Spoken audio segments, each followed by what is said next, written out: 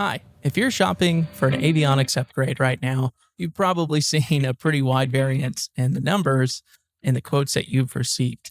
And I'd like to explain a little bit about how I quote things here at James Sherman Aircraft. I build quotes up front.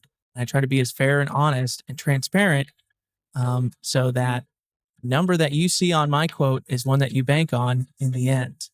I do not underquote jobs so that I can nickel and dime my way back to profitability in the end.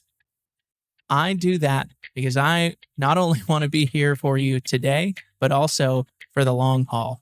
I care about the product that I put out there and I want you to feel safe with your family in it. And ultimately, this isn't about price.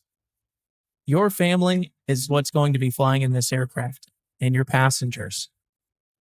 You want to work with someone that you trust can accomplish this in a safe manner. At my shop, we have over 100 years of experience, and I care deeply about the outcome that you get. And that's why I put my name in the logbooks, and it's on the side of the building. If you'd like to work with me, go to my website, www.spearmanaircraft.com. Happy flying.